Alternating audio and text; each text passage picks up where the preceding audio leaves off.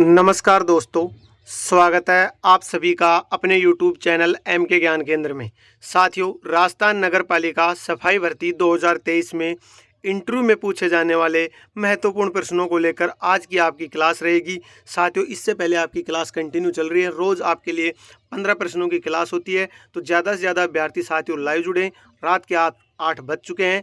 जितने ज़्यादा लाइव जुड़ेंगे आपको उतना ही साथियों जो प्रश्न रहेंगे उनसे आपको जानकारी मिलेगी। प्रश्न बिल्कुल ईजी रहेंगे। जो आपका पहले प्रैक्टिकल लिया जाएगा 50 नंबर का, 30 नंबर का आपका इंटरव्यू होगा। आपकी PDF तैयार की जा रही है, लगभग 70 पेजों की तैयार होगी। आपके देख सकते हैं लगभग 300 से 400 प्रश्न रहेंगे और थ्योरी भी तैयार की जा रही है। कंप्लीट आपके कचरा पात्र, फिनाइल, हार्पिक से संबंधित किस प्रकार सफाई, सभी प्रकार के। तो ज़्यादा समय ना लेते हम आज की क्लास शुरू करते हैं। तो ज़्यादा से ज़्यादा अभ्यर्थी लाइव जुड़े और चैनल पे पहली बार आ रहे हो तो चैनल को सब्सक्राइब और बेल आइकन को प्रेस करें। पहले प्रश्न की बात करते हैं। प्रश्न संख्या आपका 131 चल रहा है। इससे पहले 130 कंप्लीट हो चुका है। फिनाइल गोलियों का उपयोग कहाँ किया जाता है? तो फिनाइल गोलियों का उपयोग कहाँ किया जाता है साथियों? हॉस्पिटल में, नर्सिंग होम में और शौचालय में किया जाता है। फिनाइल की गोलियों का उपयोग हॉस्पिटल, नर्सिंग होम और शौचालय में किया जाता है। नेक्स्ट प्रश्न देखिए आप 132 कि बांस झाड़ू को पकड़ने का सही तरीका क्या है? साथियों, प्रश्न आपके लिए मोस्ट इम्पोर्टेंट है। इंटरव्यू में एग्जामिनर आपसे 100% प्रश्न रिपीट करेगा। Very very important. साथियों, जो काम कर रहा होगा उसको भी नहीं पता होगा इस प्रश्न का मतलब कि बांस झाड़ू को पकड़ने का सही तरीका क्या है, किस प्रकार पकड़ा जाता है बांस झाड़ू को। बिल्कुल इम्पोर्टेंट प्रश्न है साथियों। इस प्रश्न को तो आप लर्न कर लेना, याद कर लेना। यह प्रश्न आपके लिए इम्पोर्टेंट है। बांस झाड़ू को पकड़ने का सही तरीका क्या है कि आपका जो दायां हाथ है, दाएं हाथ से तो ऊपर से पकड़ना है, यानी ऊपर ऊपरी जो ऊपर का सिरा है डंडे का उससे, और जो आपका बायां हाथ है उससे मध्य बीच में से पकड़ना है। तो बीच में से पकड़ोगे जब भी आप उसको क्या कर सकते हो, कवर कर सकते हो, स्टैंड कर सकते हो। तो दाएं हाथ से ऊपर और बाएं हाथ से मध्य बीच में से पकड़ना है। इंपॉर्टेंट प्रश्न है साथियों, इसको याद कर लेना, रट लेना। नेक्स्ट प्रश्न कि रास्ते में पड़े प्लास्टिक आदि को आप किस डस्टबिन में डालोगे? इंपॉर्टेंट।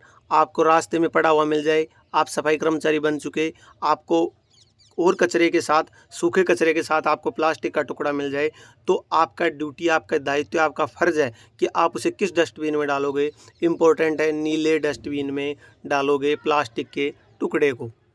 नेक्स्ट प्रश्न वेरी इंपॉर्टेंट रहेंगे आपके प्रश्न आज की क्लास के, देखना आप एक सफाई कर्मी हैं। आप अपने कार्य को किस नज़रिए से देखते हैं? साथियों, आप सफाई कर्मी, इंटरव्यू में आपसे प्रश्न पूछ रहा है कि आप सफाई कर्मी बन जाते हो, तो आपका जो कार्य है सफाई करने का, झाड़ू लगाने का, तो उसकी सोच, आपकी सोच उस कार्य के प्रति कैसी है? तो आप अपने कार्य को कैसा देखेंगे? नज़रिए आप अच्छा और प्रतिष्ठित कार्य। प्रतिष्ठित का मतलब होता है कि रेस्पेक्ट वाला, सम्मान वाला कार्य समझेंगे। अच्छा कार्य, गुड कार्य। ये नहीं कि नहीं सफाई का कार्य कर रहा है, झाड़ू का कार्य कर रहा है, ये नौकरी, ये नहीं है। आप उसे एक अच्छा रेस्पॉन्सिबिलिटी वाला, रेस्पेक्ट वाला वर्क समझेंगे। नेक्स्ट प्रश्न देखें, इससे भी इम्पोर्टेंट है। आप सफाई कर्मी क्यों बनना चाहते हैं? प्रश्न आपसे पूछा जाएगा, आप सफाई कर्मी क्यों बनना चाहते हैं और क्यों बनना चाहते हैं आप सफाई कर्मचारी? आप 10th कर रखे हो, 12th कर रखे हो, अगर अनपढ़ है तो जाहिर सी बात है कर सकता है, या आप इतनी पढ़ रखे हो तो आप सफाई कर्मचारी ही क्यों बनना चाहते हो? आप पटवारी, ग्राम सेवक, LDC बाबू क्यों नहीं बनना चाहते? तो आपके पास आंसर रहेगा वहाँ पे देने के लिए कि मैं अपनी देश की सेवा करने के लिए और देश को स्वच्छ बनाने के लिए, अपने देश की सेवा करने के लिए और देश को स्वच्छ बनाने के लिए मैं सफाई कर्मी की नौकरी करना चाहता हूँ। नेक्स्ट प्रश्न देखें साथियों 136 कि एक सफाई कर्मी को किस प्रकार के कपड़े पहनने चाहिए? इम्पोर्टेंट। ये नहीं कि सफाई कर्मी है, सफाई कर्मचारी है, झाड़ू लगाता है, गंदे कपड़े पहनेगा। सफाई कर्मी, उसकी भी ड्यूटी है, उसकी भी डेली लाइफ है, उसका भी जीवन है, उसका भी परिवार है, उसको भी कैसे कपड़े पहनने चाहिए? सुंदर और साफ कपड़े पहन के नौकरी करनी चाहिए और डेली अपने कपड़ों को क्या करना चाहिए? चेंज करना चाहिए। ये नहीं कि अगर झाड़ू का काम कर रहा है तो गंदे कपड़े पहन के जाए, डर्टी हो, डस्ट लगी हो, नहीं, उसको भी सुंदर और साफ कपड़े पहनने चाहिए। नेक्स्ट प्रश्न देखें, आप एक सफाई कर्मी हैं, आपकी कमजोरी, सॉरी कमजोरी नहीं आएगा, यहाँ पे आएगा कमजोरी, टाइप में मिस्टेक हो गया, तो उसके लिए मैं आपसे क्या मांगता हूँ? माफ़ी मांगता हूँ। यहाँ पे आएगा कमजोरी, यानी आप सफाई कर्मचारी हैं तो आपकी कमजोरी क्या है, वहाँ पे कमजोरी आएगा। टाइप में मिस्टेक हुई तो आपकी कमज़ोरी क्या है? आप ईमानदार हैं, कर्तव्यनिष्ठ हैं और ड्यूटी के दौरान हर कार्य को सही ढंग से करते हैं, यह आपकी कमज़ोरी है। यानी आपसे पूछ लिया जाए कि आप सफाई कर्मचारी हैं तो आपकी कमज़ोरी क्या है? साहब मेरी कमज़ोरी यह है कि मैं ईमानदार हूँ, अपने कार्य के प्रति कर्तव्यनिष्ठ हूँ, अपने सफाई के प्रति अपनी, और मैं ड्यूटी सही ढंग से सही समय पर कार्य करता हूँ और ऑफिस भी सही समय पर आता हूँ, ड्यूटी पर भी सही समय पर आता हूँ। नेक्स्ट प्रश्न देखिए साथियों, वेरी इंपॉर्टेंट प्रश्न, कि आप सफाई कर्मचारी हैं, ऑफिस में आप झाड़ू लगा रहे हैं और आपके ऊपर चोरी का इल्ज़ाम लगा दिया जाए तो आप क्या करेंगे? वेरी इंपॉर्टेंट प्रश्न है साथियों। सफाई सरकारी दफ्तरों डिपार्टमेंट में भी होता है। आप सफाई कर्मचारी हैं, आप झाड़ू का काम कर रहे हैं और आपके ऊपर इल्ज़ाम लगा दिया जाए कि मेरा रिंग गिर गई या पैसे का कोई भी फाइल का आपके ऊपर इल्ज़ाम लगा दिया जाए तो आप क्या करेंगे? आप ये तो नहीं सफाई कर्मचारी है मैंने चोरी नहीं की, तो अपने आप को निर्दोष साबित करने के लिए आप किसकी मदद लेंगे? पुलिस की मदद लेंगे। भाई आप तो अपनी जगह सही हैं, आपने तो चोरी की नहीं, किसी और ने की होगी, तो आप अपने को निर्दोष साबित करने के लिए, बेगुनाह साबित करने के लिए किसकी मदद लेंगे? पुलिस की मदद लेंगे, ना कि आप लड़ाई झगड़ा, हाथापाई या मनमुटाव करेंगे। राइट है, ऐसा प्रश्न आपसे एग्जाम में 100% बिल्कुल ईजी प्रश्न पूछे जाएंगे। भाई सफाई कर्मचारी है, अनपढ़ों की भर्ती हो रही है, अनपढ़ भी इसका जवाब दे सकता है। साहब मेरे ऊपर झूठा इल्ज़ाम लगा रहे तो मैं पुलिस की मदद लूँगा। नेक्स्ट प्रश्न देखें, आप किस प्रकार सफाई का काम करना पसंद करोगे? यानी सफाई का काम होता है एक तो अकेले में और एक ग्रुप में। आपको काम दे दिया जाए कि ये काम करना आपको पार्किंग की, तो आप ग्रुप में करो। ग्रुप में आपको 5 सफाई कर्मचारी चले जाएं, 3 झाड़ू निकालने और 2 उस कचरे को डस्टबिन में डालने का काम, तो ये तो ग्रुप का होगा। और एक अकेले को दे दे कि आपको अकेले इस कमरे की सफाई करनी है। तो काम किस प्रकार का होता है? सफाई का ग्रुप में भी होता है और अकेले में भी होता है। तो आप यहाँ पे आंसर ये दे सकते हैं कि सर अकेले का काम है तो अकेला करेगा और ग्रुप का काम है तो मैं ग्रुप के साथ भी जाने को तैयार हूँ।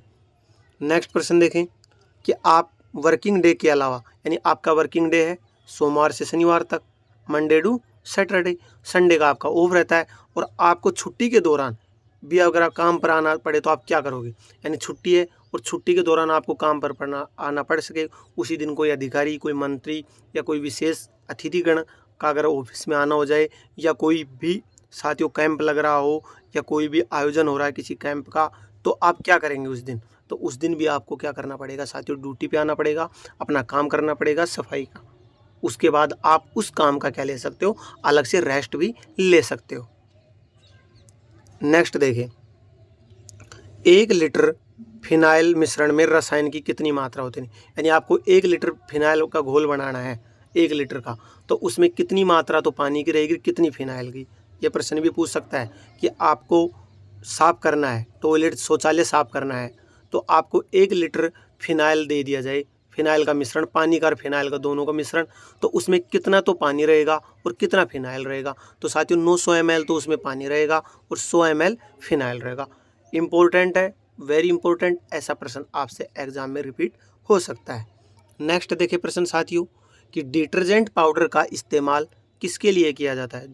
जो डिटर्जेंट पाउडर होता है, जो हमारी आम भाषा में बोलूँ सर्फ, जो डिटर्जेंट पाउडर होता है साथियों, घड़ी का आता है, हीना का आता है, सर्फ एक्सेल का आता है, वो किसके काम आता है? ये नहीं कि वो काम किसके आ रहा है, सफाई के तो काम आ रहा है, किसकी सफाई में? कपड़ों की सफाई करने में।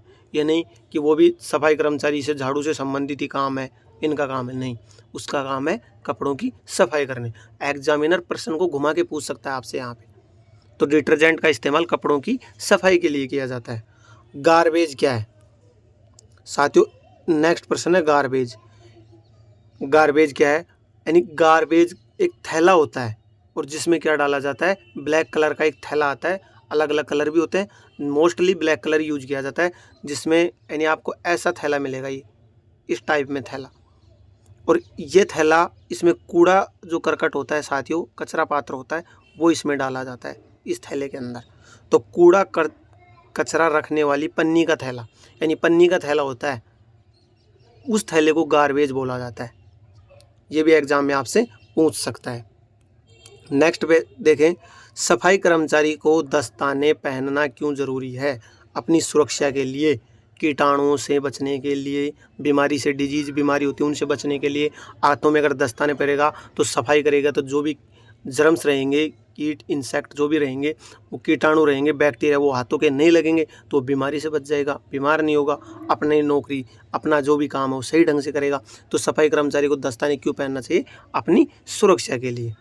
नेक्स्ट और लास्ट प्रश्न है साथियों आज का आपका, ट्रॉली क्या है? तो ट्रॉली क्या है साथियों?